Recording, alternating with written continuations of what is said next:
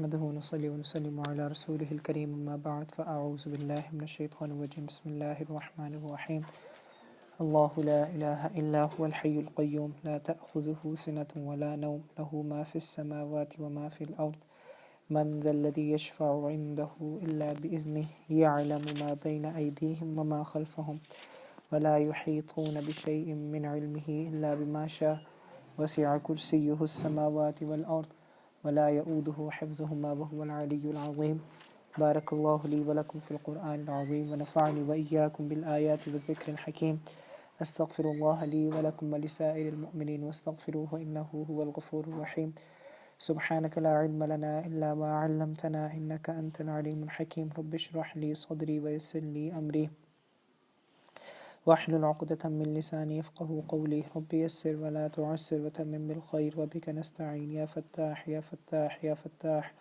صدق الله العظيم وصدق رسوله النبی الکریم الامین۔ الحمدللہ، اللہ سبحانہ و تعالیٰ کا شکر ہے، اللہ نے مجھے اور آپ کو توفیق نصیب فرمائی ہے یہاں پر اکٹھا ہونے کی، قرآن مجید کے اس درس میں شریک ہونے کی۔ اللہ سے دعا ہے اللہ مجھے اور آپ کو اس کو بہترین طریقے سے سمجھنے کی، آگے تک پہنچانے کی اور اس پر عمل کرنے کی توفیق نصیب فرمائے۔ آج جس آیت کی میں نے آپ کے سامنے تلاوت کی ہے مشہور و معروف آیت ہے جس کا نام آیت الکرسی ہے۔ ہم سب کو تقریباً ہم میں سے ہر ایک کو یہ زبانی یاد ہے۔ آج ہم اس کے مطلب و مفہوم کو سمجھنے کی کوشش کریں گے، مختصراً ہی، زیادہ ڈیٹیل میں جا نہیں سکتے کیونکہ ڈیٹیل جو ہے وہ بہت زیادہ، اس میں اللہ کے اسماء حسنیٰ کو ذکر کیا گیا ہے، اللہ کے صفاتی ناموں کو ذکر کیا گیا ہے، اللہ کی خاصیات کو ذکر کیا گیا ہے، تو اگر ایک ایک میں بھی ہم گئے تو بہت دیر لگ جائے گی، تو اس کو اجمالاً اور مختصراً سمجھنے کی، بریفلی سمجھنے کی کوشش کریں گے۔ ترجمہ دیکھ لیجیے، اس کے بعد مزید اس کے بارے میں پتہ کریں گے۔ اللہ لا الہ الا هو الحی القیوم، اللہ لا الہ الا ہو، اس کے علاوہ کوئی معبود نہیں ہے، الحی زندہ ہے، القیوم کھڑے ہیں، لا تأخذہ سنۃ ولا نوم، نہ ان کو اونگ آتی ہے نہ ان کو نیند آتی ہے، لہ ما فی السماوات و ما فی الارض، انہی کی ملکیت میں ہے جو کچھ آسمانوں میں ہے اور جو کچھ زمین میں ہے، من ذا الذی یشفع عندہ الا باذنہ، کون ہے جو سفارش کر سکتا ہے ان کے سامنے مگر ان کی اجازت کے ساتھ، یعلم ما بین ایدیہم وما خلفہم، جو کچھ تمہارے سامنے ہے اور جو کچھ تمہارے پیچھے ہیں وہ سب کچھ جانتے ہیں، ولا یحیطون بشیء من علمہ، تم ان کے علم میں سے کسی چیز کا بھی احاطہ نہیں کر سکتے، کسی چیز کو حاصل نہیں کر سکتے، الا بما شاء، مگر جتنا وہ چاہیں، وسع کرسیہ السماوات والارض، اللہ کی کرسی آسمانوں اور زمینوں سے بھی زیادہ وسیع ہے، بڑی ہے، ولا یؤودہ حفظہما، وہ آسمانوں اور زمین کی حفاظت کرتے ہوئے تھکتے نہیں ہیں، وہو العلی العظیم، وہ سب سے عظیم ہے، وہ سب سے عالی شان ہے اور عظیم ہے۔ آیت الکرسی کی بہت ساری فضیلتیں ہیں، دو تین آپ کے سامنے ذکر کر دیتا ہوں جو مشہور و معروف ہے، اور جن کو اگر ہم کریں اپنی روزمرہ کی روٹین میں تو الحمدللہ اللہ ہماری حفاظت فرمائیں گے۔ ایک دفعہ کا تو ذکر ہے کہ نبی صلی اللہ علیہ وآلہ وسلم نے پوچھا حضرت ابی بن کعب سے، یاد رکھیے گا کہ اس امت کے جو قاری تھے، جو سب سے خوبصورت قراء تھے، قاری تھے، ان کا نام ابی بن کعب تھا۔ نبی صلی اللہ علیہ وآلہ وسلم ان سے خود درخواست کر کے قرآن مجید کی تلاوت سنتے تھے، اس قدر خوبصورت آواز تھے ان کی، اور ان کو قاری کہا جاتا ہے اس امت کا سب سے پہلا قاری۔ تو ابی بن کعب سے نبی صلی اللہ علیہ وآلہ وسلم نے امتحان لینے کے لیے پوچھا کہ قرآن مجید کی سب سے عظیم آیت کون سی ہے۔ یاد رکھیے گا فرق ہے، طویل اور عظیم میں فرق ہے۔ طویل وہ ہوگی جس میں اوبویسلی ورڈز اور جس کی لینتھ زیادہ ہوگی، عظیم وہ جس میں عظمت زیادہ ہے، جس کی بزرگی زیادہ ہے، جس کی گریٹنس زیادہ ہے، جس میں آپ کہہ سکتے ہیں اسپریچویلٹی زیادہ ہے، جس میں روحانیت زیادہ ہے۔ عظیم سب سے زیادہ کون سی آیت ہے؟ حضرت ابی بن کعب سے پوچھا گیا تو حضرت ابی بن کعب نے فرمایا کہ سب سے عظیم آیت آیت الکرسی ہے۔ نبی صلی اللہ علیہ وآلہ وسلم نے فرمایا کہ تمہارا قرآن پہ ایسا علم تھا کہ مجھے یقین تھا کہ اگر میں تم سے سوال کروں گا تو تم اس کا درست جواب دو گے، تم اس کا صحیح جواب دو گے۔ تو یہ جو آیت الکرسی ہے یہی قرآن کی سب سے عظیم آیت ہے۔ اس کے علاوہ حضرت ابو ذر کی ایک روایت آتی ہے، وہ فرماتے ہیں میں نے نبی صلی اللہ علیہ وآلہ وسلم سے پوچھا۔ پچھلی روایت میں نبی صلی اللہ علیہ وآلہ وسلم نے پوچھا تھا حضرت ابی بن کعب سے، اس روایت میں حضرت ابو ذر فرما رہے کہ میں نے نبی صلی اللہ علیہ وآلہ وسلم سے پوچھا کہ قرآن کی سب سے عظیم آیت کون سی ہے؟ نبی صلی اللہ علیہ وآلہ وسلم نے فرمایا کہ وہ آیت الکرسی ہے۔ حضرت ابو ہریرہ رضی اللہ تعالیٰ عنہ کی روایت آتی ہے، وہ فرماتے ہیں کہ مجھے نبی صلی اللہ علیہ وآلہ وسلم نے فرمایا تھا کہ میں اللہ کی قسم کھا کے کہتا ہوں کہ سورہ بقرہ میں ایک آیت ہے جو قرآن کی آیتوں کی سردار ہے، جتنی بھی قرآن کی آیات ہیں ان کی سردار ہے، اور اگر اس کو پڑھا جائے روزانہ کے معمول کے مطابق، اگر اس کو ڈیلی روٹین کے مطابق اگر آپ اس کو پڑھیں تو اللہ سبحانہ و تعالی شیطانی اثرات سے آپ کی حفاظت فرماتے ہیں۔ ہم جانتے ہیں کہ خاص طور پہ جس معاشرے میں، جس ماحول میں ہم رہ رہے، ہر دوسرے شخص کو شکایت ہے جنات کی، شیطانی اثرات کی، شیطانی شرات کی۔ تو نبی صلی اللہ علیہ وآلہ وسلم کی حدیث کے مطابق جس گھر میں یہ زیادہ پڑھی جاتی ہو آیت الکرسی، جس میں اس کا زیادہ پڑھنا ہو، وہاں پہ شیطانی اثرات نہیں آتے اور ان لوگوں کو شیطانی اثرات تنگ نہیں کرتے۔ اس کے علاوہ نسائی کے اندر ہماری، جیسے میں نے آپ کو بتایا تھا کہ 6 صحیح حدیث کی کتابیں ہیں، بخاری ہے، مسلم ہے، ترمذی ہے، نسائی ہے، ابو داؤد ہے، ابن ماجہ ہے، یہ 6 حدیث کی کتابیں ہیں، اس میں سے ایک نسائی بھی ہے۔ تو نسائی کی ایک روایت آتی ہے، نبی صلی اللہ علیہ وآلہ وسلم فرماتے ہیں کہ جو شخص نماز کے بعد، ہر فرض نماز کے بعد آیت الکرسی پڑھتا ہو، اس کے اور جنت کے درمیان صرف موت ہے، یعنی وہ شخص یقیناً جنت میں جائے گا، اس کے اور جنت کے درمیان صرف اور صرف موت ہے۔ تو آسان سی بات ہے، ہر فرض نماز کے بعد ایک دفعہ آیت الکرسی پڑھنے میں زیادہ دیر تو نہیں لگتی، 1 منٹ بھی نہیں لگتا۔ اللہ لا الہ الا هو الحی القیوم لا تأخذه سنة ولا نوم له ما في السماوات وما في الأرض من ذا الذي يشفع عنده إلا بإذنه يعلم ما بين أيديهم وما خلفهم ولا يحيطون بشيء من علمه إلا بما شاء وسع كرسيه السماوات والأرض ولا يؤوده حفظهما وهو العلي العظيم۔ 1 منٹ بھی نہیں لگا، 30 سیکنڈ بھی نہیں لگے۔ تو اگر ہر فرض نماز کے بعد آیت الکرسی پڑھی جائے، ہر فرض نماز کے بعد، تو اس کی وجہ سے جنت میں اللہ سبحانہ و تعالیٰ، نبی صلی اللہ علیہ وسلم کی حدیث کے مطابق جنت میں آپ کا داخلہ اللہ سبحانہ و تعالیٰ آسان فرما دیں گے، بلکہ نبی صلی اللہ علیہ وسلم نے فرمایا کہ اس کے جنت کے درمیان صرف موت ہے۔ آپ کیا فرما رہے تھے جی صاحب؟ آدھی ہے یہاں تک، پوری کیا ہے؟ نہیں، میں تو جو معرف القرآن سے جو مطالعہ کیا مفتی شفیع صاحب نے تو یہی لکھا ہوا ہے، اسی کے بارے میں لکھا ہوا ہے، اسی کے بارے میں روایات بھی اکٹھی کی ہوئی ہے، دیکھ لیجئے گا جا کے معرف القرآن میں حضرت مفتی شفیع صاحب، بزرگوں کی بات نہیں ہے۔ ہاں جی، انہوں نے فرمایا ہوگا دوسری تفسیر دیکھ کے یا درس کی کتابیں دیکھ کے کہا ہوگا، میں معرف القرآن کی تفسیر دیکھ کے آیا ہوں، تو اس میں مفتی شفیع صاحب نے یہ فرمایا ہوا، دیکھ سکتے ہیں جا کے خود۔ تو نہیں، وہ بھی فرما رہے ہیں کہ وہ انہوں نے اپنی طرف سے بات نہیں کی، ان کو بھی جو علامہ خالد محمود صاحب کے دروس میں شریک رہے ہیں، تو اگر علامہ خالد محمود صاحب نے کوئی بات فرمائی ہے تو اوبویسلی مستند ذرائع سے فرمائی ہوگی، میری ان کے سامنے کوئی حیثیت نہیں ہے، لیکن میں آپ کو وہ بتا رہا ہوں جو میرے مطالعے میں آئی یہ بات، جو معرف القرآن میں جو روایات جمع کی گئی ہیں، میں وہی روایات آپ کے سامنے پیش کروں، آپ اس کو جا کے چیک بھی کر سکتے ہیں، معرف القرآن ہے اس کے اندر۔ تو یہ آیت الکرسی اگر آپ نماز کے بعد، اسی کے بارے میں روایت ہے کہ اگر آپ نماز کے بعد اس کو پڑھیں، ہر فرض نماز کے بعد اس کو پڑھیں، تو جنت میں آپ کا جو داخلہ اللہ آسان فرمائے گا۔ نبی صلی اللہ علیہ وسلم نے فرمایا کہ موت اور آپ کے درمیان، آپ کے اور جنت کے درمیان صرف اور صرف موت ہوگی۔ تو یہ اس کے کچھ فضائل ہیں۔ اس کے فضائل کیوں ہیں اتنے زیادہ؟ اس کی وجہ کیا ہے فضیلت کی اتنی زیادہ؟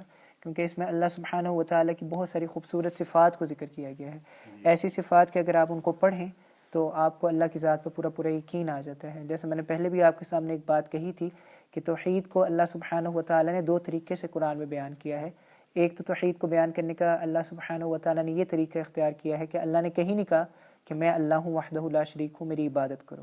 اللہ نے صرف اپنی صفات کو ذکر کیا ہے، اور صفات کو جب آپ دیکھتے ہیں اور ان کے بارے میں سوچتے ہیں، غور و فکر کرتے ہیں، تو آپ خود بخود اس نتیجے پہ پہنچ جاتے ہیں کہ اللہ کے علاوہ کوئی معبود نہیں ہے۔ جیسے سورۃ الفاتحہ ہے، ایک دفعہ بھی اللہ نے نہیں کہا کہ میں اللہ ہوں وحدہ لا شریک ہوں، میری عبادت کرو۔ مطلب 7 آیات ہیں سورۃ الفاتحہ کی، آپ شروع سے لے کے آخر تک دیکھ لیں، اللہ اپنی صفات بیان کر رہے ہیں۔ لیکن یہ دوسری جو طریقہ ہے جس کے مطابق اللہ توحید اپنی بیان کرتے ہیں، اپنی وحدانیت کو بیان کرتے ہیں، اس میں یہ ہے کہ اللہ سب سے پہلے اعلان کر دیتے ہیں، اللہ اعلان کرتے ہیں کہ میں اللہ ہوں وحدہ لا شریک ہوں، اور اس کے پھر اوپر دلیل لے کر آتے ہیں۔ دلیل کیسے لے کر آتے ہیں کہ اپنی صفات بیان کرتے ہیں اللہ خود بخود۔ تو اگر آپ آیت الکرسی کو دیکھیں تو اس میں پہلی آیت جو ہے وہ ہے اللہ لا الہ الا ہو، اللہ نے اپنی توحید کو اعلان کر دیا، اس کو ڈکلیریشن اللہ نے کر دی کہ میں اللہ ہوں، میرے علاوہ کوئی معبود نہیں۔ اور اس کے بعد مسلسل اللہ کی صفات آ رہی ہے کہ اللہ کے علاوہ کوئی معبود نہیں ہے، یہ اللہ کی صفات ہیں۔ تو ان کے اوپر آپ غور و فکر کریں گے تو خود بخود آپ اس نتیجے پہ پہنچ جائے گے کہ اللہ وحدہ لا شریک ہے، اس کے علاوہ کوئی عبادت کے لائق نہیں ہے۔ تو یہ 2 طریقے ہیں جن سے اللہ وحدانیت کو قرآن مجید میں بیان فرماتے ہیں۔ باقی اللہ کی کیا صفات اس میں بیان کی گئی؟ 10 جملے ہیں، ان 10 جملوں کو دیکھتے جائیے، خود بخود آپ کو صفات سمجھ میں آتی چلی جائیں گی۔ 10 جملے ہیں، قرآن مجید کھول لیجئے اور دیکھتے جائیے۔ سب سے پہلا تو لفظ اللہ کے بارے میں مفسرین کیا فرماتے ہیں؟ اللہ ایسی ذات کو کہتے ہیں جو تمام اچھی صفات کو، تمام اچھی کوالٹیز کو جامع ہو، یعنی جس نے کیا کہتے ہیں آپ جس چیز نے جس ذات نے تمام اچھی صفات کو اپنے اندر اکٹھا کر لیا ہو، اپنے اندر شامل کر لیا ہو، اور اس میں کسی قسم کا کوئی نقص نہ ہو، ایسی صفات کو، ایسی ذات کو اللہ کہتے ہیں۔ اللہ وہ ذات ہے جس کے اندر تمام صفات کمالیہ ہیں، عربی کی جو ٹرم یوز کی جاتی ہے کہ جو جامع ہو تمام صفات کمالیہ کو اور اس میں کسی قسم کا نقص نہ پایا جاتا ہو۔ جامع مینس جس نے اپنے اندر سارا کمپرائز کیا ہو اچھی صفات کو اور اس کے اندر کوئی نقص بھی نہ پایا جاتا ہو، اس کو اللہ سبحانہ و تعالیٰ کہتے ہیں۔ لا الہ الا ہو، اس کے علاوہ کوئی عبادت کے لائق نہیں، کیونکہ اسی ذات کے اندر تمام اچھی صفات ہے اور وہی ایک ایسی ذات ہے جس میں کوئی نقص نہیں ہے۔ تو ایسی ذات کی ہی عبادت ہونی چاہیے جس میں ساری اچھی صفات ہو، اور ایسی ذات کی ہی عبادت ہونی چاہیے جس میں کوئی نقص نہ ہو۔ الحی القیوم، حی کیا ہے، قیوم کیا ہے؟ یاد رکھیے گا اس کے بارے میں بہت ساری روایات آتی ہے کہ الحی القیوم اسم جو ہم پڑھتے ہیں اسم اعظم، جس کے بارے میں بات کی جاتی ہے کہ اس کو زیادہ سے زیادہ پڑھنا چاہیے، بہت ساری روایات آتی ہے جس کے مطابق الحی القیوم یہ اسم اعظم ہے، اللہ سبحانہ و تعالیٰ کا سب سے عظیم نام ہے۔ اور اس کی روایت کے بارے میں کیا ہے، کیا اس کی دلیل ہے، وہ یہ ہے کہ غزوہ بدر کے موقع پر ایک صحابی فرماتے ہیں کہ میں نبی صلی اللہ علیہ وآلہ وسلم کو ڈھونڈ رہا تھا کہ وہ اس وقت کیا پڑھ رہے ہیں یا وہ کس چیز کے بارے میں دعا کر رہے ہیں، کیسے وہ دعا کر رہے ہیں۔ تو جب میں ان کے قریب پہنچا تو وہ بار بار کہہ رہے تھے یا حیو یا قیوم، یا حیو یا قیوم، یا حیو یا قیوم۔ تو اس روایت کو دلیل بناتے ہوئے بہت سارے علماء اور بہت سارے جو فقہاء ہیں اور جو بہت سارے محدثین و مفسرین ہیں وہ فرماتے ہیں کہ حی قیوم، الحی القیوم یہ اسم اعظم ہے، اس کا جتنا بھی آپ لوگ ورد کریں کم ہے۔ میں آپ کو پہلے بھی بتا چکا ہوں کہ ذکر کرتے رہنا چاہیے، ذکر کرتے رہنا بہت اچھی ایک عبادت ہے۔ اس کے لیے وضو میں ہونا بھی ضروری نہیں ہے، آپ لیٹے ہوئے بھی کر سکتے ہیں، چلتے پھرتے ہوئے بھی کر سکتے ہیں، ایون کہ اگر آپ پہ غسل فرض ہے اور آپ امپیور ہیں، آپ اس سچویشن کے اندر بھی اللہ کا ذکر ضرور کر سکتے ہیں۔ ایون کہ خواتین، اپنی خواتین کو یہ بتائیے، ان پہ جب اسپیشل ڈیز آتے ہیں تو وہ کہتی ہیں بس اب کچھ نہیں کرنا، نمازیں بھی نہیں پڑھنی اور کوئی قرآن کو بھی ہاتھ نہیں لگانا اور کچھ، لیکن وہ پھر بھی ذکر اذکار کر سکتی ہیں۔ اور اس میں ضروری ہے کہ جب وہ اس طرح کے دنوں میں ہو جب وہ کوئی عبادت نہیں کر سکتی تو کم از کم اپنی زبان پہ وہ ذکر کو جاری رکھے۔ تو یہ بہترین ذکر ہے، یا حیو یا قیوم، یا حیو یا قیوم، کیونکہ اللہ کے اسماء اعظم میں سے ہے۔ مطلب کیا ہے، حی کا معنی ہوتا ہے جو ہمیشہ سے زندہ ہو اور ہمیشہ زندہ رہے گا، اس پہ موت، death can not be fall upon that person, اسے حی کہتے ہیں۔ قیوم کسے کہتے ہیں؟ جو خود کھڑا ہو۔ قیوم ایسے ذات کو کہتے ہیں جو خود کسی کے سہارے کی اس کو ضرورت نہ ہو۔ آپ لوگ یا میں تھوڑی دیر بیٹھے تو ہم تھک جاتے ہیں اور ہمیں سہارے کی ضرورت ہوتی ہے ٹیک لگانے کی، ہم رات کو لیٹتے بھی ہیں، سوتے بھی ہیں تاکہ ہم صبح ہو کے کھڑے ہو سکیں۔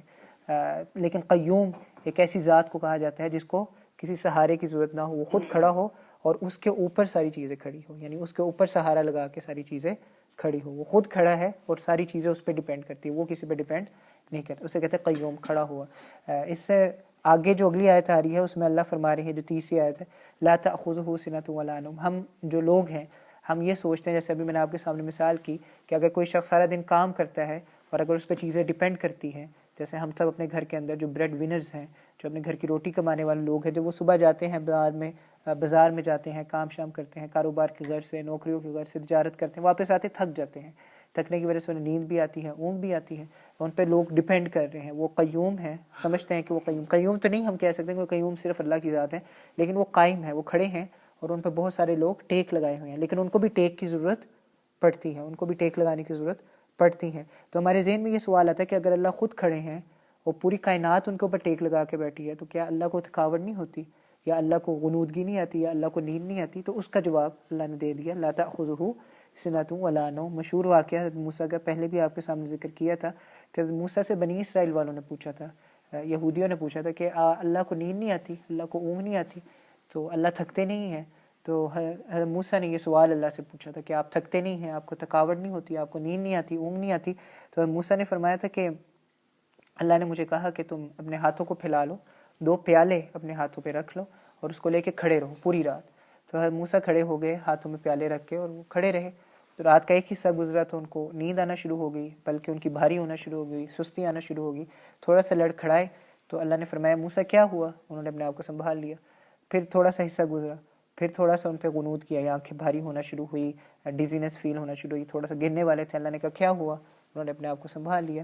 رات کا جب آخری حصہ تھا تو ان کے قابو میں نہیں رہا، ان کے اختیار میں نہیں رہا، اور ان کے ہاتھ میں پیالے تھمے نہیں اور وہ تھک گئے اور وہ خود بھی گر گئے اور پیالے بھی ان کے ہاتھ سے گر گئے۔ تو اللہ سبحانہ و تعالیٰ نے فرمایا کہ تمہیں غنودگی آ گئی، نیند آ گئی اور تم ان 2 پیالوں کو نہیں سنبھال سکے، میرے تو ہاتھ میں پوری کائنات ہے، اگر مجھے غنودگی اور نیند آ گئی تو اس پوری کائنات کا کیا بنے گا؟ تو اس لیے اللہ حی ہے، اللہ قیوم ہے، اللہ کو نیند نہیں آتی۔ اللہ کو غنودگی نہیں آتی ہے، ساری امت یا ساری کائنات ان پر ٹیک لگا کے بیٹھی ہے، ان کو کھڑے ہونے کے لیے کسی کے سہارے کی ضرورت نہیں ہے۔ یہ تیسری بات۔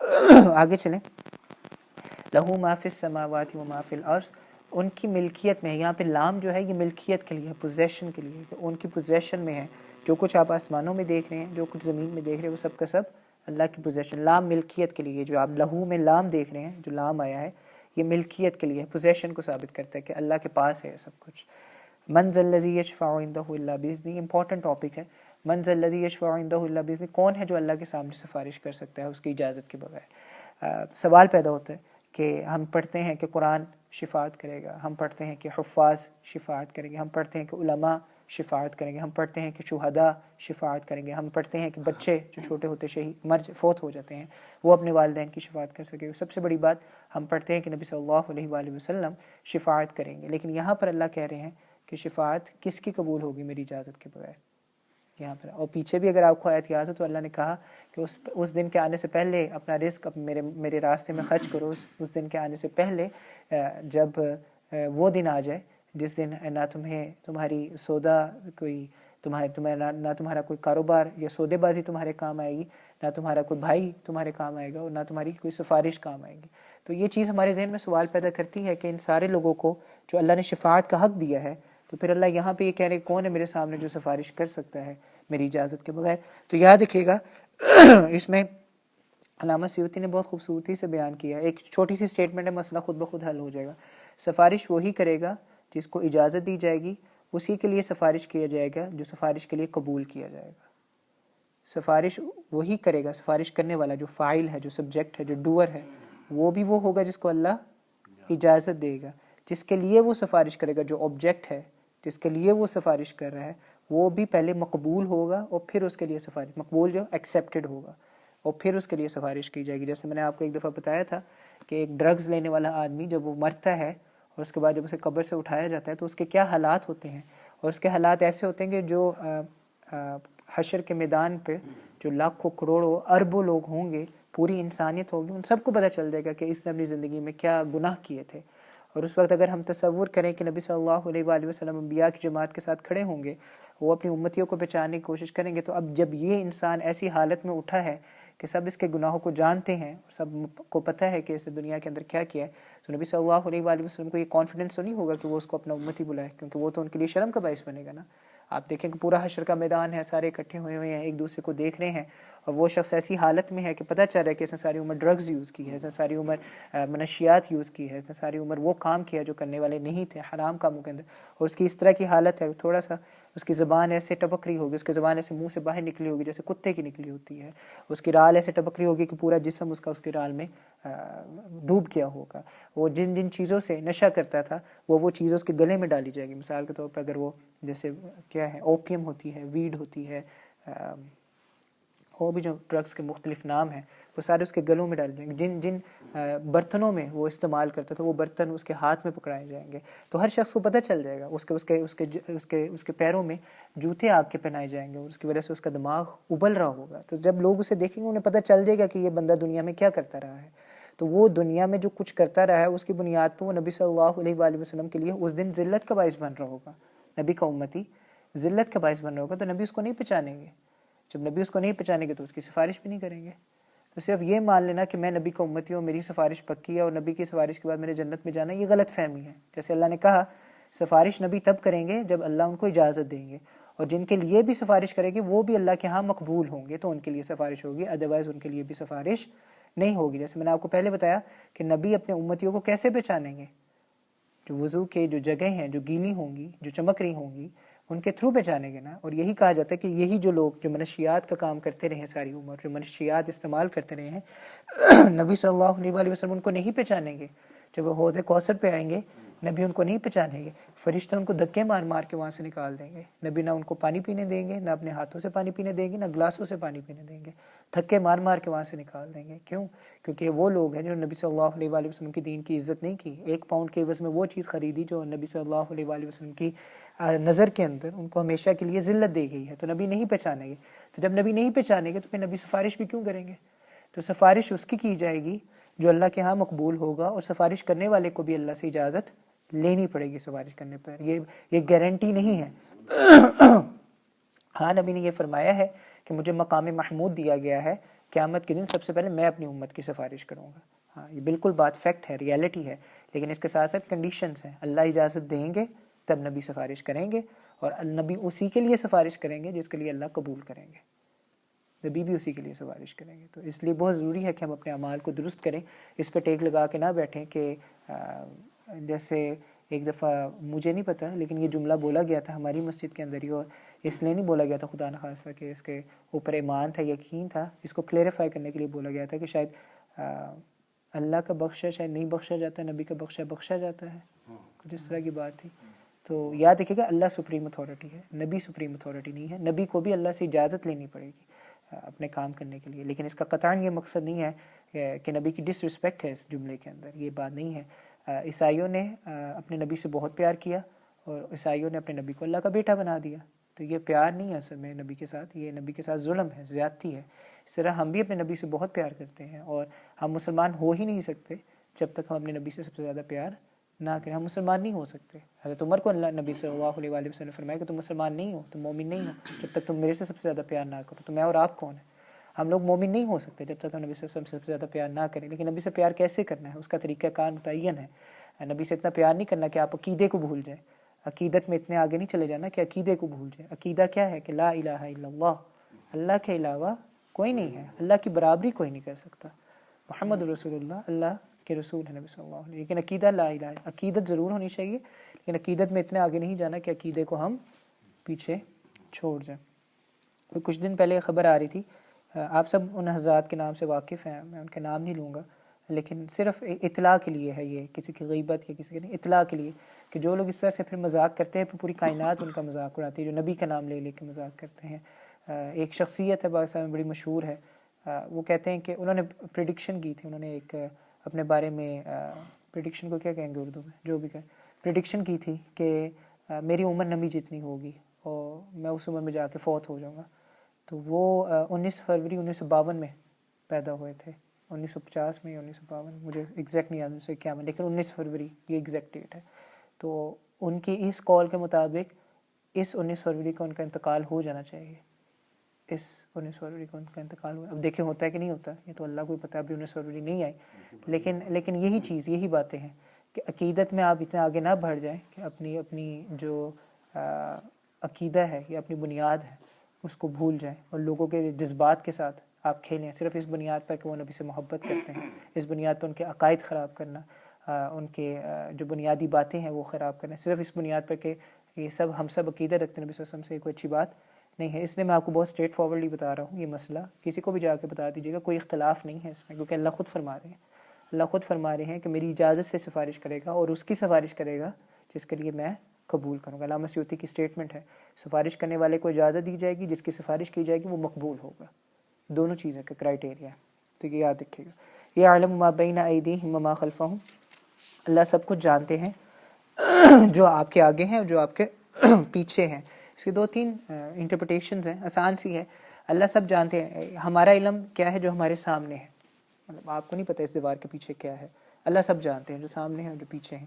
دوسری انٹرپریٹیشن یہ ہے کہ اللہ آپ کے آنے سے پہلے بھی جانتے تھے کیا ہونا ہے، اور اللہ آپ کے جانے کے بعد بھی جانتے کیا ہوگا۔ آپ کو تو صرف یہی پتہ ہے کہ جب تک میں ہوں کیا ہو رہا ہے، لیکن اللہ آپ کے آنے سے پہلے بھی جو آپ کے سامنے ہے وہ بھی جانتے ہیں، جو پیچھے ہو چکا ہے وہ بھی جانتا ہے، جو آگے ہوگا وہ بھی اللہ سبحانہ و تعالیٰ جانتے ہیں۔ دوسرا یہ کہ جو ہمارا حال ہے ابھی جو چل رہا ہے وہ بھی اللہ جانتے ہیں، وما خلفہم، جو مستقبل میں آنے والا ہے وہ بھی اللہ جانتے ہیں، یعنی اللہ سب کچھ جانتے ہیں۔ اگلی بات اللہ فرما رہے ہیں کہ ولا یحیطون بشیء من علمہ الا بما شاء، علم صرف اور صرف میری ذات کے ساتھ وابستہ ہے، تم لوگوں کے پاس جو علم ہے وہ میں ہی دے رہا ہوں، اور جتنا چاہوں گا اتنا دوں گا۔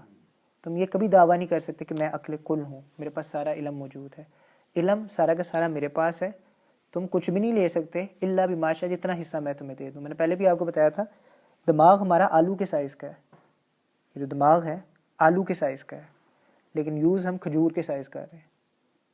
جو دماغ ہم یوز کرتے ہیں نا، میڈیکلی پروون ہے، ہم اتنا سا یوز کر رہے ہیں، ہم پورا نہیں یوز کر رہے، اور جو کھجور سے تھوڑا سا زیادہ ہو جاتے ہیں ان کا پھر جو کیا کہتے ہیں آپ، نہیں what do we call this، I Q level, جن کا تھوڑا سا زیادہ ہو جاتا ہے پھر ان کے بارے میں کہا جاتا ہے کہ ان کا آئی کیو لیول تھوڑا زیادہ ہے، ان کی فوٹوگرافک میموری ہے، یہ جو کچھ دیکھ لیتے ہیں ان کو چھپ جاتا ہے ذہن میں، جیسے علامہ انور شاہ کشمیری رحمہ اللہ تعالیٰ عنہ تھے کہ جو گزرتا تھا وہ ذہن میں چھپ جاتا تھا، وہ پھر بھولتے نہیں ہوتے تھے. تو اس طرح کچھ بہت ریئر کیسز ہوتے ہیں، بہت کم، جن کا تھوڑا سا کھجور سے زیادہ ہوتا ہے، لیکن ہم سب کے سب کھجور کا سائز یوز کر رہے ہیں اپنے علم سے. یہاں بھی اللہ یہی بتا رہے ہیں کہ تم جو چاہے، کیونکہ ابھی ہم کھجور کا سائز یوز کر رہے ہیں اور ہمیں لگتا ہے کہ ہم عقل کل ہیں اور ہم سب کچھ جانتے ہیں. تو یقین آپ سوچ سکتے ہیں کہ اگر ہم پورا دماغ جو کہ صرف آلو کے سائز کے برابر ہے، اگر ہم پورا دماغ یوز کرتے ہوں اور ہم بہت ساری چیزوں کو تسخیر کر لیں تو ہم تو سمجھیں گے کہ پتہ نہیں ہم کیا ہیں. تو اللہ یہی فرما رہے کہ علم سب کا سب میرے پاس ہے، اس میں سے جتنا تھوڑا بہت تمہیں پتہ ہے وہ بھی میں ہی دے رہا ہوں، تمہارے پاس کسی چیز کا کوئی علم نہیں ہے. تو اس چیز کو ذہن میں رکھو. کل کو تمہارے پاس کوالیفیکیشن آ جاتی ہے، ڈگری آ جاتی ہے، اس بنیاد پہ تم فن خواہ بن جاتے ہیں کہ مجھے بہت کچھ پتہ ہے، تو یہ تمہاری بھول ہے. اور آپ اگر دنیا کے اندر مشاہدہ کر کے بھی دیکھ لیں، بہت سارے لوگ جو پلوٹو کو ایک پلانٹ مانتے تھے اب وہ نہیں مانتے ہیں. جو بہت سارے محققین تھے انہوں نے کہا جی نو پلانٹس ہیں، وہ پلوٹو کو پلانٹ مانتے تھے، اب وہ ایگزسٹ نہیں کرتا. بہت سارے محققین انہوں نے کہا تھا کہ جو سورج ہے وہ سٹار ہے اور باقی سارے سیارات ہیں جو اس کے ارد گرد گھومتے ہیں. اب وہ اس نتیجے پہ پہنچے ہیں کہ جو زمین ہے وہ اپنی جگہ کھڑی ہے اور ساری چیزیں اس کے ارد گرد گھوم رہی ہے. اور اللہ سبحانہ و تعالیٰ نے 1400 سال پہلے قرآن میں فرما دیا تھا وَالشَّمْسُ تَجْرِي لِمُسْتَقَرٍّ لَهَا، سورج گھوم رہا ہے. زمین کے بارے میں اللہ نے فرمایا کہ اپنی جگہ پہ سورج گھوم رہا ہے، ہر چیز اپنے میدان میں چکر گھما رہی ہے. لیکن زمین کے بارے میں نہیں کہا تھا، جو سائنٹسٹ اب ڈسکور کریں. ہم جو بات کرتے ہیں واٹر ویپر سسٹم کی، ایویپوریشن سسٹم کی، کہ بادل بنتے ہیں، بارش ہوتی ہے، یہ سارا اللہ سبحانہ و تعالیٰ سورۃ النبأ جو بھی میں پڑھ رہا تھا قرآن مجید کے اندر، یہ سارا سسٹم اللہ نے 1400 سال پہلے بیان کر دیا تھا. ماں جو بچے کو جنم دیتی ہے اور جو مختلف سٹیجز ہیں، یہ ساری جو نطفہ ہے، علقہ ہے، اس کے بعد کی جو مضغہ ہے، یہ ساری، اور پھر عظامن ہے، پھر لحم ہے، یہ ساری جو سٹیجز ہیں 40 دن کے بعد یہ سب کچھ ہونا، یہ سب کا سب اللہ سبحانہ و تعالیٰ کی طرف سے پہلے ہی قرآن میں 1400 سال پہلے. اور سب سے کم پریگننسی کی مدت جو 4 مہینے ہیں یہ بھی ڈیفائن کر دی گئی، یہ بھی قرآن کے اندر ڈیفائن کر دی گئی ہے. آپ جو بات کی جاتی ہے کہ ہر چیز جو زندہ چیز ہے اس کو پانی سے پیدا کیا گیا، اللہ نے بہت پہلے کہہ دیا تھا وَجَعَلْنَا مِنَ الْمَاءِ كُلَّ شَيْءٍ حَيٍّ. اس کے علاوہ جو آپ کہتے ہیں کہ یہ ساری دنیا ایک دھماکے سے وجود میں آئی، اللہ نے 1400 سال پہلے کہا تھا اَوَلَمْ يَرَ الَّذِينَ كَفَرُوا أَنَّ السَّمَاوَاتِ وَالْأَرْضَ كَانَتَا رَتْقًا فَفَتَقْنَاهُمَا. کہتے ہیں نا دھماکہ ہوا تھا اس کے بعد یہ ساری چیزیں وجود میں، یہ اللہ نے 1400 سال پہلے. تو علم سارا اللہ کے پاس ہے، آپ کو جو مل گیا ہے وہ اسی نے تھوڑا تھوڑا دے دیا ہے. آپ اس بات کا دعویٰ نہیں کر سکتے کہ سب کچھ میرے پاس ہے. علم سارا اللہ سبحانہ و تعالیٰ کے پاس ہے. اللہ کہتے ہیں سارا علم میرے پاس ہے، جو تھوڑا بہت تمہارے پاس ہے وہ میں نے تمہیں خود دیا ہے. آگے اللہ فرما رہے ہیں وَسِعَ كُرْسِيُّهُ السَّمَاوَاتِ وَالْأَرْضَ، میری جو کرسی ہے وہ آسمان اور زمینوں سے بڑی ہے. 7 آسمان 7 زمین ہیں، ان سے بھی بڑی میری کرسی ہے. اب اس کا کیا مطلب ہے؟ یاد رکھیے گا کہ اللہ سے متعلق آپ یہ گمان نہیں کر سکتے کہ اللہ کہیں پہ ٹھہرتے ہیں، بیٹھتے ہیں، لیٹتے ہیں. اگر آپ کا یہ گمان ہوگا تو اٹ مینس کہ اللہ کا کوئی وجود ہے، اللہ کا جسم ہے. اور اگر اللہ کی باڈی ہے اور جسم ہے، جیسے ہمارا باڈی اور جسم ہے، یہ ایک دن ختم ہو جائے گا، اس نے ایک دن ڈکے ہو جانا ہے، اس نے ختم ہو جانا ہے. تو نعوذ باللہ ہمیں اللہ سے متعلق بھی یہی ماننا پڑے گا. اگر اللہ کا ایسے ہی ہاتھ ہے اور ایسا ہی جسم ہے تو ایک دن وہ بھی ختم ہو جائے گا. تو وہ کیفیت کیا ہے وہ ہمیں نہیں پتہ. امام مالک نے بہت اچھا اس کا جواب دیا ہے کہ کیفیت ہمیں معلوم نہیں ہے، یقین ہمیں کرنا ہے. اعتماد ہے ہمارا قرآن کے الفاظ پہ، بلیو ہے، لیکن کیفیت کیا ہے وہ ہمیں پتہ نہیں ہے. ایک حدیث میں نبی صلی اللہ علیہ وآلہ وسلم نے صرف ڈیفائن کرنے کے لیے بتانے کی کوشش کی ہے کہ یہ پورا آسمان اور زمین اللہ کی کرسی اور عرش کے سامنے اسی طرح سے ہے کہ آپ کے پاس ایک بڑا سا میدان ہو اور آپ اس میں ایک چھوٹا سا سرکل ڈرا کر دیں. یہ ہے پوری آسمان زمین اللہ کی کرسی کے سامنے، اللہ کے عرش کے سامنے ایسے ہے. اور ایک حدیث میں اور ایک روایت میں یہ بھی آتا ہے کہ نبی صلی اللہ علیہ وآلہ وسلم نے فرمایا کہ عرش کے سامنے کرسی ایسے، یعنی عرش اس سے بھی بڑا ہے. عرش کے سامنے، پہلے تو انہوں نے کہا نا کرسی کے سامنے پورے آسمان زمین ایسے ہے جیسے ایک بڑا سا میدان، بہت بڑا میدان ہو اور اس میں آپ چھوٹا سا ایک دائرہ ڈرا کر دیں. اور عرش کے سامنے کرسی کتنی ہے؟ عرش اتنا بڑا ہے کہ کرسی اس کے سامنے اتنی ہے کہ بڑا سا میدان ہو اور اس میں چھوٹا سا آپ دائرہ، یعنی عرش اس سے بھی بڑا ہے. کرسی تو پھر چھوٹی ہے، عرش اس سے بھی بڑا ہے. تو اس کی کیا لینتھ ہے، کیا وڈتھ ہے، کتنی ہوگی یہ ہمیں نہیں پتہ، لیکن بہت بڑی ہے، ہمارے حساب کتاب سے، ہماری کیلکولیشن سے زیادہ بڑی ہے. پھر اللہ فرما رہے ہیں وَلَا يَؤُودُهُ حِفْظُهُمَا، شاید تمہیں یہ بھی ہوتا ہو کہ اتنی بڑی کائنات ہے، میں نے جیسا بھی کہا شاید میں تھک جاتا ہوں ان کو سنبھالتے سنبھالتے، ان کی حفاظت کرتے ہو. تو اللہ نے وَلَا يَؤُودُهُ، میں تھکتا نہیں ہوں ان کی حفاظت کرتے. تم لوگ تھک جاتے ہو، میں نہیں تھکتا ہوں. وَهُوَ الْعَلِيُّ الْعَظِيمُ. اب یہ ساری صفات جب ہمارے سامنے آ جاتی ہے، اللہ کہتا ہے میں ایک ایسی ذات ہوں جس میں ساری اچھی ہی باتیں ہیں، نقص ہے ہی نہیں، ساری اچھی. یا کوئی بہت ہی کھٹمغز ہو اور وہ کہہ دے کہ جی میں بہت اچھا ہوں، میرے میں کوئی نقص ہے ہی نہیں، کوئی بندہ اس چیز کا دعویٰ کر دے تو وہ ایک الگ بات ہے. لیکن کوئی دنیا کے اندر یہ دعویٰ نہیں کر سکتا کہ میری میں صرف اچھی خصلتیں ہی ہیں، میرے میں کوئی بری خصلت ہے ہی نہیں. تو تو اللہ فرما رہے کہ میں وحدہ لا شریک ہوں، اس لیے کہ میرے میں ساری اچھی عادتیں ہیں، اچھی خصلتیں ہیں، اچھی صفات ہیں، برا اور نقص میرے میں کوئی ہے نہیں۔ پھر اس کے بعد اللہ کہتے ہیں کہ میں ہمیشہ سے زندہ ہوں، ہمیشہ زندہ رہوں گا۔ کوئی دنیا میں ایک انسان وجود ڈھونڈ کے لے آئے جو ہمیشہ سے زندہ ہو، ہمیشہ زندہ رہ سکتا ہوں۔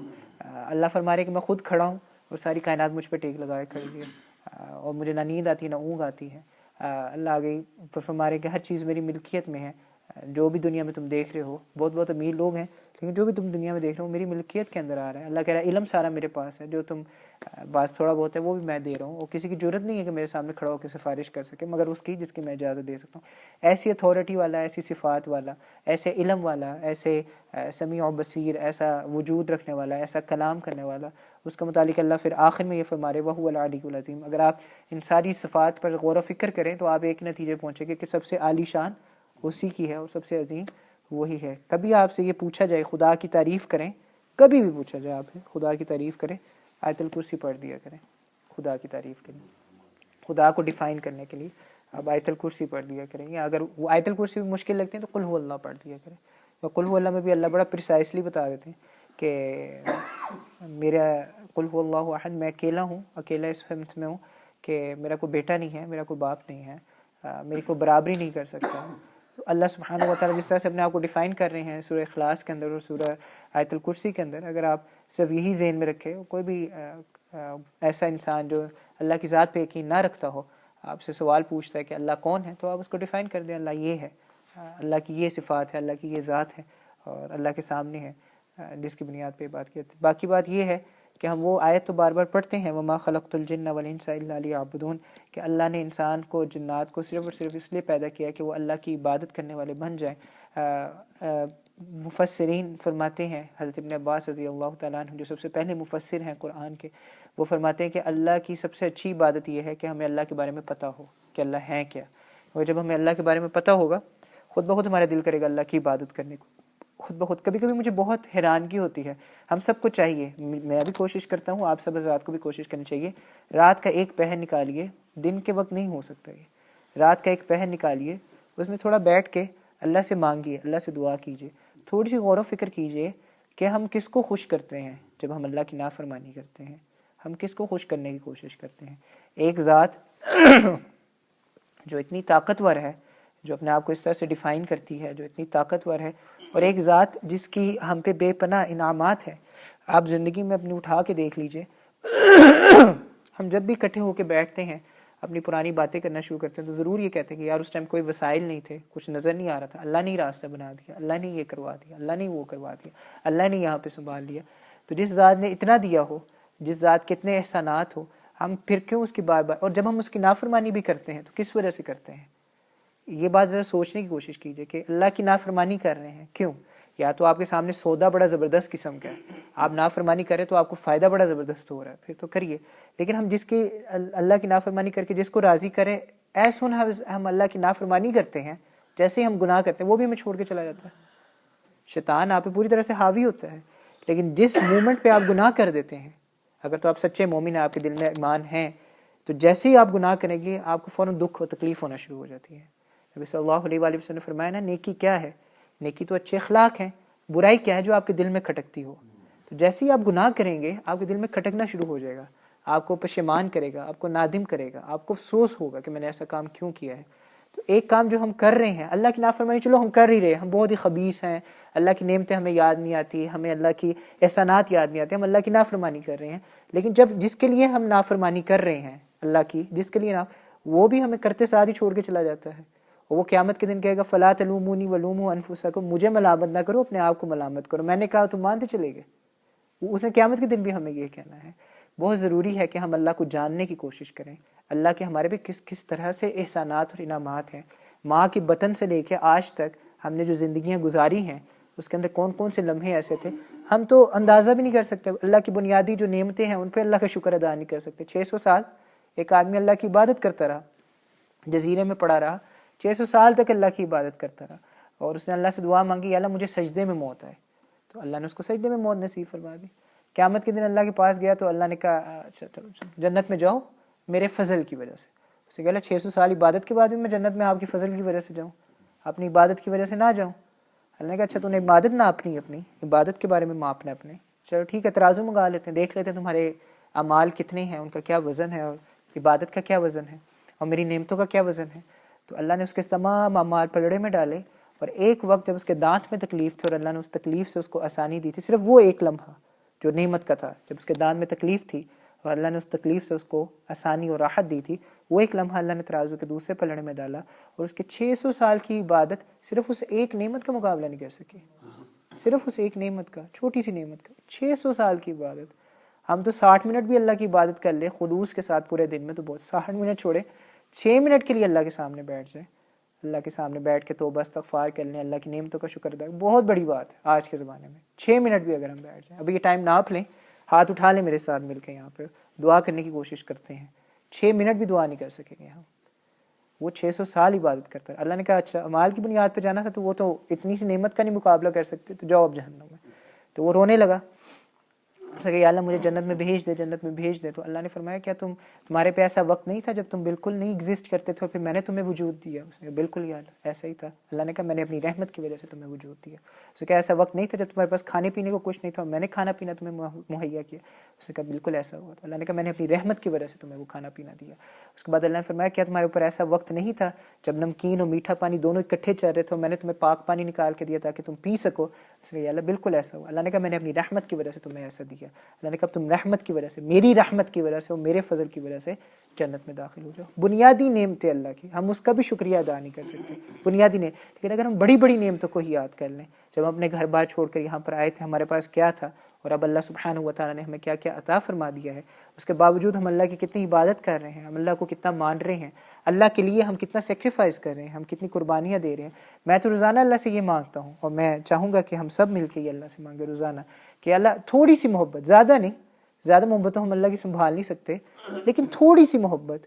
آپ یقین مانیے میں ابھی یہی سوچتا ہوں، آپ سب کی تو الحمدللہ آپ لوگوں نے تو دنیا دیکھ لی، اپنی عمریں گزار لی، کتنی محبت کرتے ہیں ہم اپنے والدین سے، اپنے بہن بھائیوں سے، اپنے دوستوں سے، اپنی بیویوں سے، کتنی زیادہ محبت کرتے ہیں، کوئی اپنا نہیں بنتا۔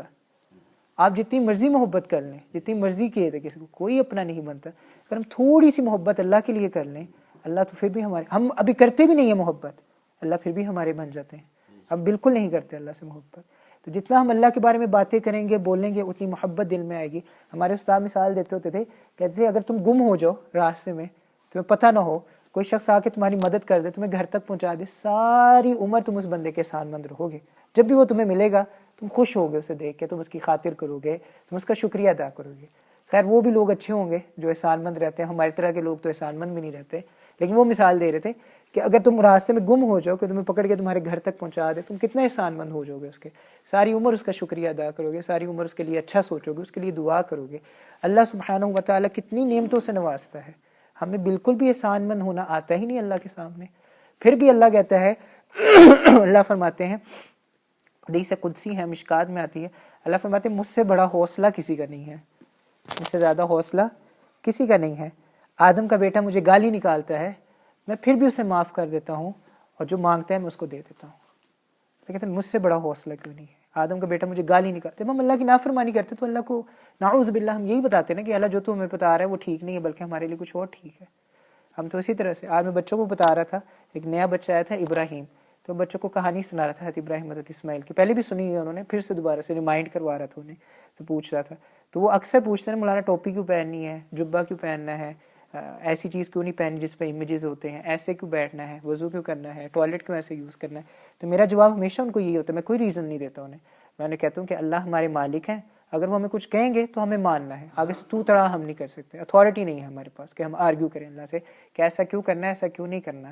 تو ابراہیم کی اب آج ہم بات کر رہے تھے کہ جب انہیں خواب آیا تھا تو انہوں نے منوعاً اس کو تسلیم کر لیا تھا، انہوں نے نہیں اللہ سے کہا کہ کیوں کرنا ہے اور کیوں نہیں کرنا ہے۔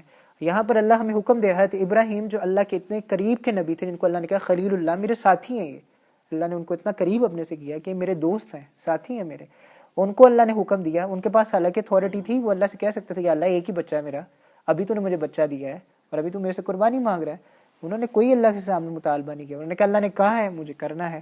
اور ہم لوگوں کی کیا اوقات ہے حضرت ابراہیم کے سامنے، اللہ ہمیں بار بار بتاتے ہیں یہ کرو اور یہ نہ کرو، اور ہم بار بار اس کے اگینسٹ جاتے ہیں، اور ہمارے پاس وجوہات کیا ہیں اللہ کے، طبیعت ایسی ہے، بلڈ پریشر ہائی ہو جاتا ہے، بلڈ پریشر لو ہو جاتا ہے، میرا مزاج ایسا ہے، میں تو نہیں مانتا، میں تو تسلیم نہیں کرتا، میری مرضی. یہ اللہ کو گالی دینا ہی ہے نا، میری مرضی، اللہ کو گالی دینا ہے. جب کسی کو کہا جاتا ہے ایسا کرو ایسا نہ کرو، نبی نے ایسا کیا تھا ایسا نہیں کیا تھا، نہیں مجھ سے نہیں ہوتا، وہ نبی تھے میں نبی نہیں ہوں، میرے سے نہیں ایسا ہوتا. تو یہ اللہ کو گالی دینے کی مترادف. تو اللہ فرماتے ہیں مجھ سے بڑا حوصلہ کس کا ہوگا؟ آدم کا بیٹا مجھے گالی نکالتا ہے پھر بھی اسے معاف کر دیتا ہوں، اور وہ مجھ سے مانگتے ہیں میں اس کو دے دیتا ہوں. اللہ بہت حیادار ہیں. اللہ فرماتے ہیں کہ جب تم میرے سامنے ہاتھ پھیلاتے ہو مجھے حیا آتی ہے کہ میں تمہارے ہاتھ خالی لٹا دوں. جتنے مرضی گناہ گار ہو جاؤ، جب تم میرے سامنے ہاتھ اٹھاتے ہو مجھے حیا آتی ہے. اللہ بہت پیارے ہیں، اللہ بہت پیار کرنے والے ہیں. اللہ اپنے اللہ کے لیے اللہ کا اپنے بندے کے لیے جو پیار ہے، ایک ماں کا بھی اپنے بچے کے لیے اس طرح سے پیار نہیں ہوتا. 70 ماؤں سے زیادہ اللہ پیار کرتے ہیں. لیکن حقیقت تو یہ ہے کہ ہم تسلیم کرتے ہیں کہ نہیں. ہم باتیں بہت کرتے ہیں، ہم بہت زیادہ اس چیز کے بارے میں بات کرتے ہیں، لیکن حقیقت ہم نہیں تسلیم کرتے. جتنا ہم بات کریں گے، ہمارے بزرگ ہمیں بتاتے ہوتے ہیں کہ جتنا ہم بولیں گے اللہ کے بارے میں، اللہ اتنے ہی ہمارے لیے حقیقی بن جائیں گے. ابھی ہم باتیں کرتے ہیں لیکن اللہ ہمارے لیے حقیقی نہیں ہے. خواب و خیالوں میں اللہ ہے، حقیقت میں ہم اللہ کو نہیں مانتے. لیکن جتنا ہم اس کے بارے میں بولیں گے، بات کریں گے، اللہ اللہ کریں گے، اتنا اللہ حقیقت میں ہمیں نظر آنا شروع ہو جائیں گے، اللہ حقیقت میں ہمارے سامنے آنا شروع ہو جائیں گے. میں آپ کے تجربات سے واقف تو نہیں ہوں، لیکن میں لاہور میں تھا 8 سال، میں جامعہ شفیہ میں بھی پڑھتا رہا. اس سے پہلے بھی جو میری تربیت تھی، پرورش تھی، اس میں بڑا ماحول تھا، اور ہم بڑی اچھی اچھی باتیں سنتے بھی تھے، کرتے بھی تھے، سارا کچھ ہوتا تھا. لیکن ایک قسم کا بولنے کی حد تک تھا، یقین شاید اس حد تک نہیں تھا. لیکن یہاں پہ آنے کے بعد جب بالکل بے سر و سامانی تھی، کوئی تھامنے والا نہیں تھا، کوئی بتانے والا نہیں تھا، کچھ کرنے والا نہیں تھا، اس صورت میں اللہ نے جس طرح سے راستے نکالے، اور اس صورت میں اللہ نے جس طرح سے لوگ فراہم کیے جنہوں نے مدد کی. تو میں تو اپنے گھر فون کر کے کہتا ہوتا تھا کہ میں نے پہلے حدیثیں سنی تھی، پڑھی تھیں، اللہ حیادار ہے، اللہ کریم ہے، اللہ کا حوصلہ بڑا ہے، اور یہ ساری چیزیں میں پڑھتا تھا، سنتا تھا. لیکن میں نے تو اب اپنی آنکھوں سے مشاہدہ کیا ہے اس کا کہ واقعی اللہ بڑے حیادار ہے، واقعی اللہ بہت کریم ہے، واقعی اللہ کا بہت حوصلہ ہے. اتنے گناہوں کے باوجود اللہ کیسے ہاتھ تھامتے اور کہاں تک پہنچا دیتے ہیں. ہم سب کی کوئی اوقات نہیں ہے. ہم اللہ کے سامنے کس قسم سے ہم اللہ کے سامنے کس بنیاد پہ کھڑے ہو سکتے ہیں، ہماری کوئی اوقات نہیں ہے. تو دعا فرمائے اللہ سے، اللہ ہم سب میں اپنی محبت نصیب، تھوڑا سا حصہ، بہت تھوڑا سا حصہ. ہم بہت ساری قربانیاں دیتے ہیں اپنی فیملیز کے لیے، اپنے بچوں کے لیے، اپنی بیویوں کے لیے. اللہ ہمیں تھوڑا سے ایسی محبت نصیب فرما دے ہم اللہ کے لیے قربانی دینے والے بن جائیں. تھوڑی سی ایسی محبت نصیب فرما دے کہ ہم اللہ کے لیے قربانی دینے والے بن جائیں. اور جب اللہ ہمیں ایسے لیول تک پہنچا دے تو مجھ جیسے گناہ گار کو بھی اپنی دعاؤں میں یاد رکھے گا. اللہ سبحانہ و تعالیٰ سے دعا ہے، اللہ سبحانہ و تعالیٰ مجھے اور آپ کو جو کچھ سنا ہے، سمجھا ہے، اس پہ عمل کرنے کی توفیق نصیب فرمائے، آگے تک پہنچانے کی توفیق نصیب فرمائے. وآخر دعوانا